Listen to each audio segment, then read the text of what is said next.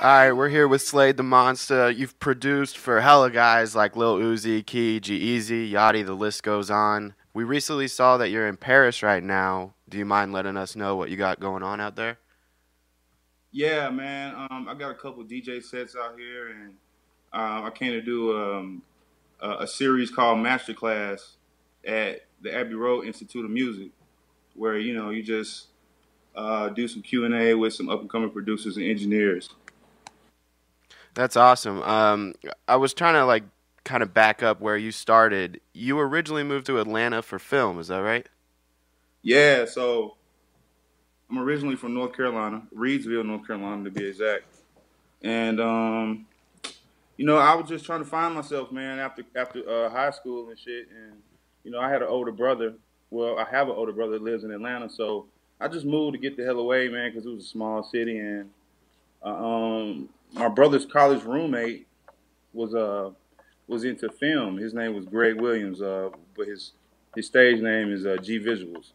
So he was like enrolled to this school, and I'll put you on. So I started out as a PA and did a lot of grunt work and a lot of errands and stuff for movies and commercials and all kinds of stuff. And I always done music, but I never thought about it as like a career. So it was more like an elective, and people just did it like as hobbyists.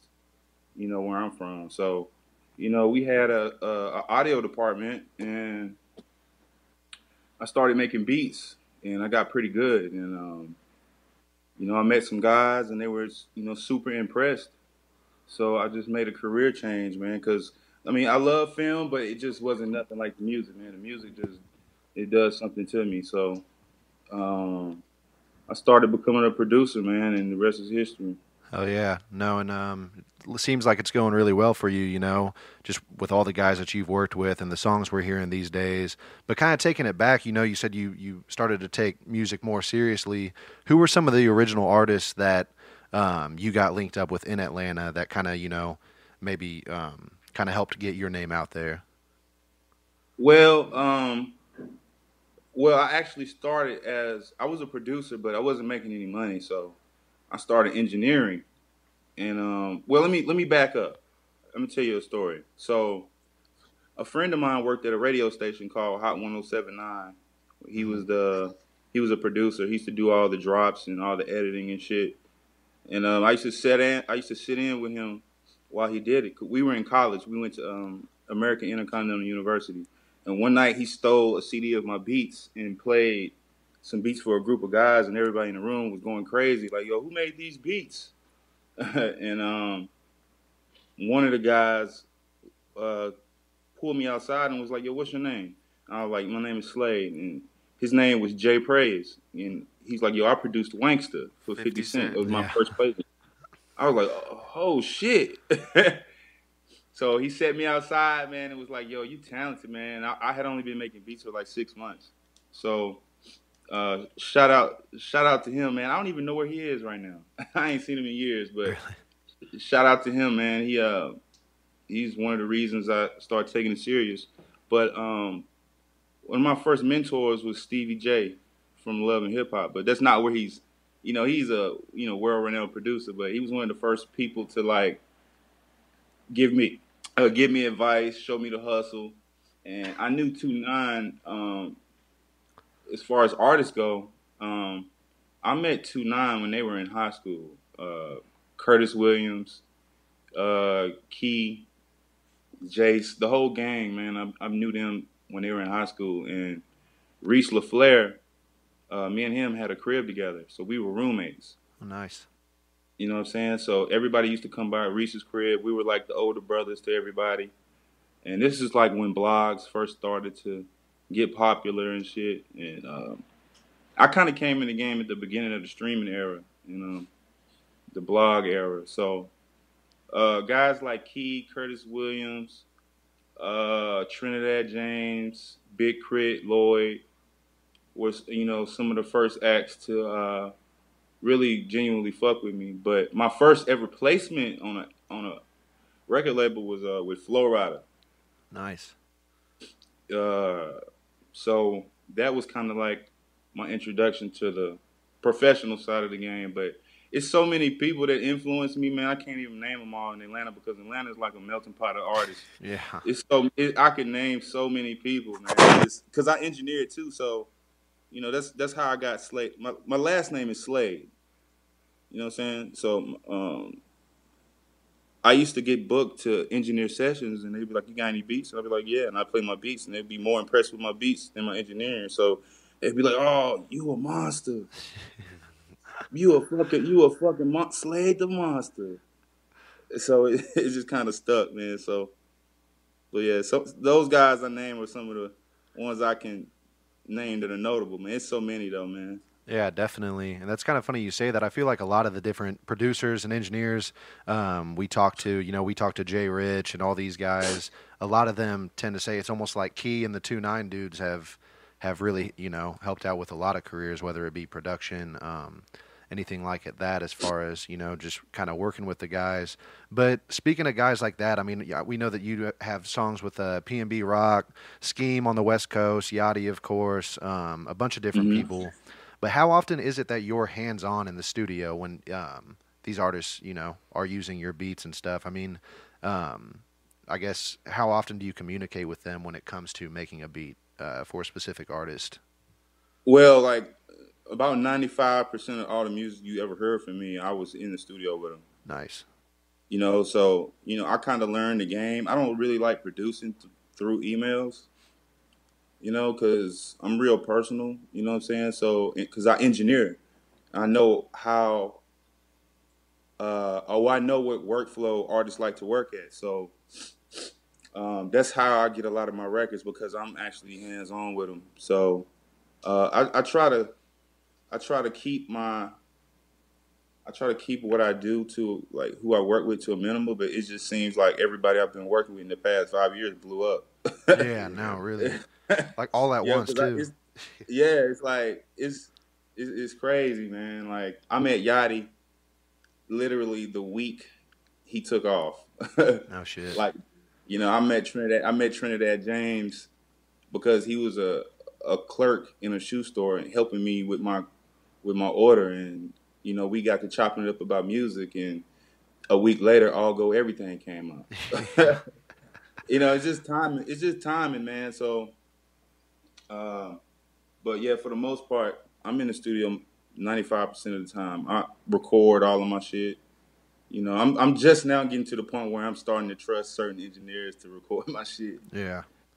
Yeah. Definitely. Yeah, that's dope. And I guess kind of going off that a little bit more. I mean, I know you said you're in the studio with a lot of these guys. So does that involve you traveling quite a bit? And just kind of off of that, do you mind walking us through maybe what a busy day may look like for you?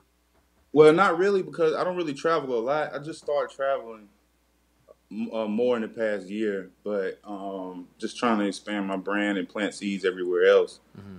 But Atlanta is where it is, man. Everybody comes to Atlanta. Everybody that's making noise is from Atlanta or in Atlanta or something to do with Atlanta. So it's a studio in Atlanta called Mean Streets.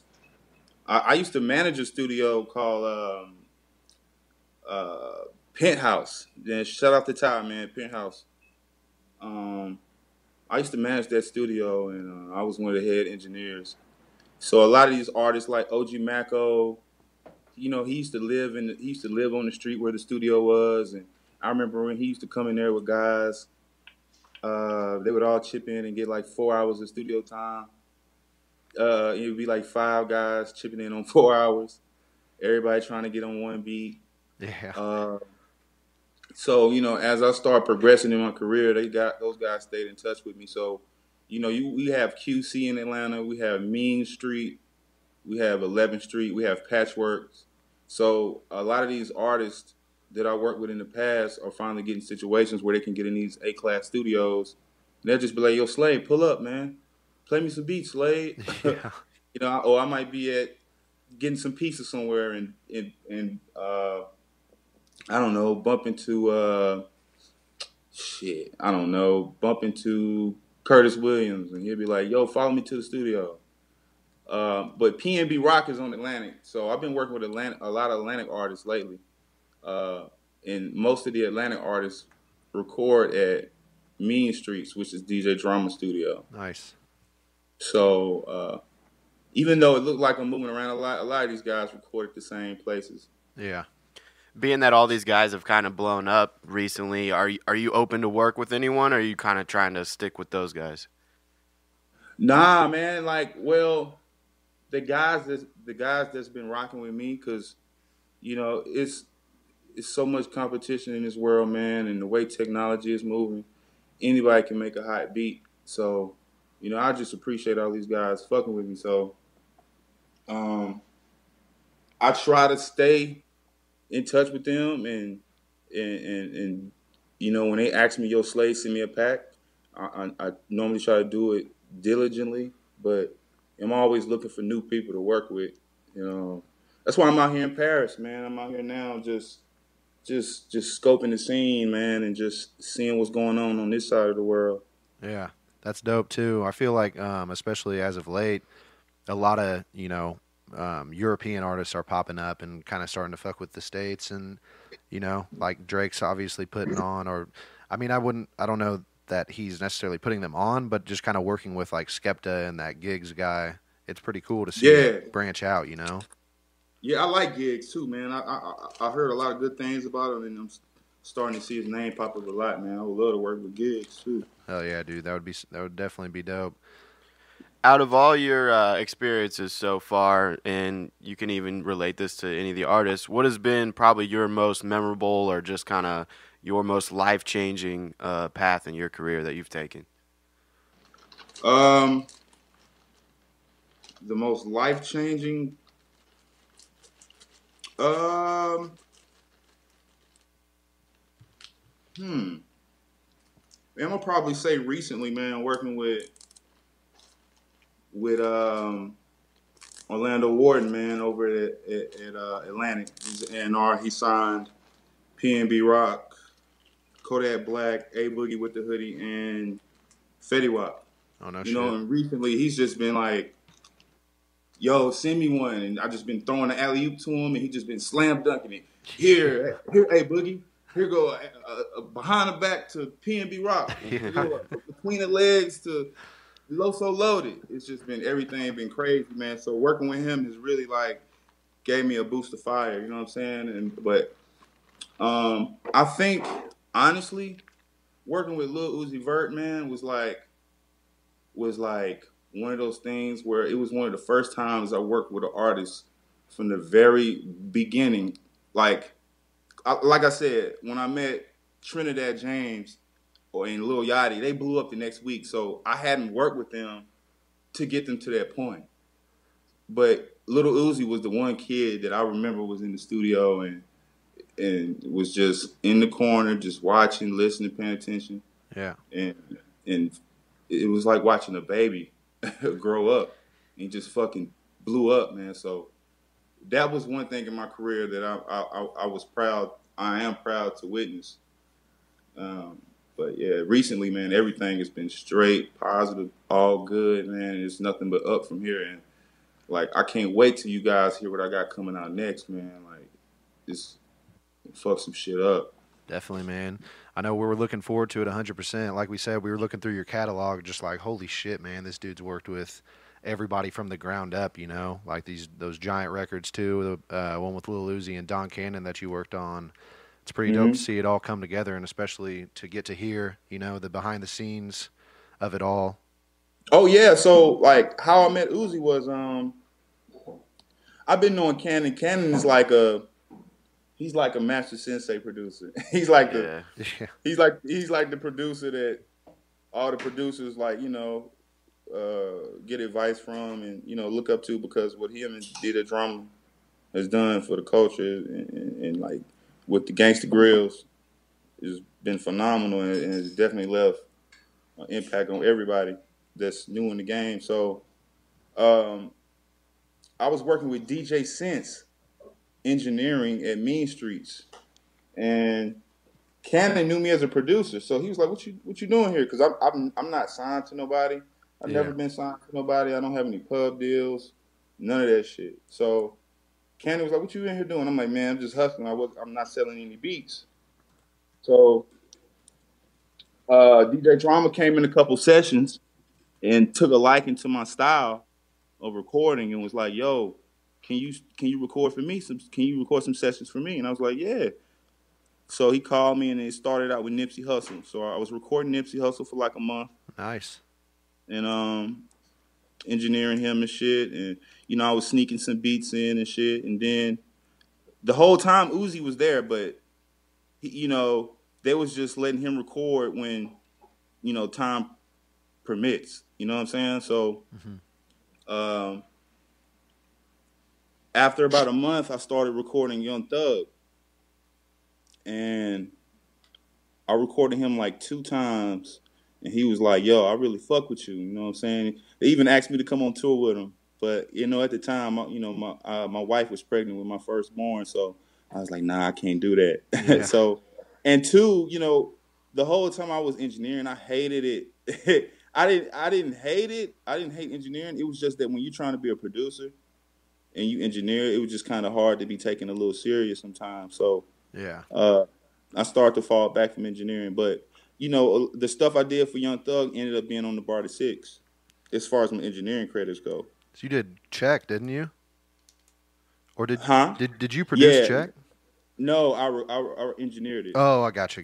All right, I I knew you. engineered Check. I sit there and watch them make the beat from scratch and everything. Like, shout out to Lennon on the track, man. He killed that shit. Yeah. And Never Had with Young Dolph, and I did the intro with him and Birdman. So, then that's when Uzi started really recording a lot, man. And I was engineering Uzi on Love Is Rage. And then, I ended up doing, one night we did Super Saiyan Trunks. I played on the beat. Actually, I made that. Somebody had booked me for a session to make them a beat for Super Saiyan Trunks, and they didn't like it. And they was like, it's cool. I was like, shit. That was kind of right. Lil Uzi's coming out party with that. Yeah, so, I went to Mean Streets and played it for Uzi one night. We shot the video the same night. Really? Nice. The same fucking night. And ended up doing all my chains, man. Then I just started taking production seriously after that. Just knowing my worth. You know what I mean? So, yeah, man, that's how I started engineering and shit. How was and the working feel with Love Is Rage? I mean, did you guys know that was going to pop off as much as it did? Hell no.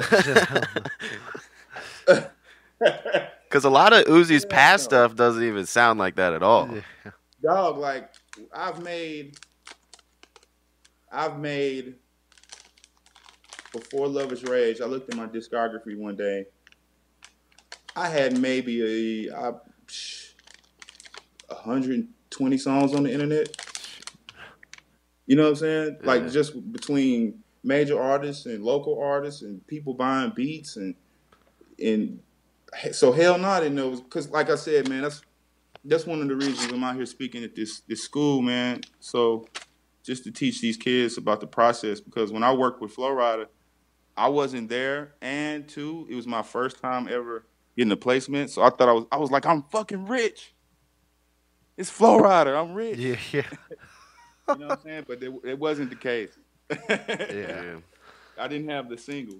You know what I'm saying? So yeah, it was a learning process. So I just learned to be patient, and then I started doing like passion projects and just working with who I wanted to work with, because like I said, I honestly hadn't figured out the code to make an artist just blow up. Mm-hmm. So I was just doing shit. You know what I'm saying? But everything's starting to make sense now. You know what I mean? Like, it's really fun, man. This whole production, this music game is really like a game. It's fire, man. Yeah, absolutely. I'm sure it's a lot of fun. Is there it almost sounds like you even do some A&Ring as far as getting to be a producer and linking up, with the right beats with the right people. But is there anybody else, like any of these young cats like Lil Uzi was not that long ago, that you kind of got your eye on, that you'd like to see progress into a star? Loso Loaded from Atlanta. Nice. I think he's the next big guy from Atlanta. He's He's from the same neighborhood as 21 Savage. Really? And I think I honestly think PnB Rock is a star. It's just the process. You know what I'm saying? Mm-hmm. Who else? Reese La Flare. I think his time is coming. Man, shit. Like Saw Baby is popping. Yeah. And it's a new kid named Lil Baby. You know what I'm saying? He got a lot of street cred. And you probably heard it first from me. Really? Yeah, because he's very popular in Atlanta, but don't nobody know him outside of Atlanta, man. But he's very young, and I think he's one of the next one. He reminds you of like a YFN Lucci. Oh, nice. I'm glad you said that Saw Baby dude's name. I had no idea what the hell to call him anytime we hear that Pull Up With the Stick track or anything like that. Key and those guys are really trying to put him on heavily right now. Yeah, man. Yeah. It's pretty dope. Pretty dope. Well, shit, man, I think that pretty much wraps it up. Is there anything else that we need to be looking out for coming from you or any of the guys you're working with? Yeah, ASAP Rocky, man. ASAP Rocky, Gotti, Cardi, ASAP Ferg, and Key. It's coming soon. It's spring. It's crazy. It's gonna be the anthem. Playboy Cardi coming out in a couple months. Actually, what is this? It's about to be March. Yeah. So shit, I think he drops in March. Shit. Playboy Cardi, ASAP Rocky, A Boogie with the Hoodie, and PnB Rock are doing a joint mixtape. Nice. And I'm working on my album right now called Eat What You Kill. It's a compilation of a bunch of guys that I've been working with, man, and I got some crazy features on it, man. I have Key, Jace, Yaki Divioshi, Loso Loaded, Offset, Key, Yachty, Marty Baller, 5 a.m. Nice. Forte Boy, Quentin Miller, and Sunny Digital. Loaded down. That shit's about to be crazy. Yeah, that's dropping in about April. Dope. Well, yeah, we'll definitely be on the lookout for it. I know we're stoked, and I'm sure a bunch of other people are. What's good? This is Stevie Stone. Right now, you are tuned into Independent Grind, powered by Tech 9. Him and Haim. This is the genius, Chris Calico. Cali, baby. Letting you know you're tuned into Tech 9's Independent Grind on Dash Radio.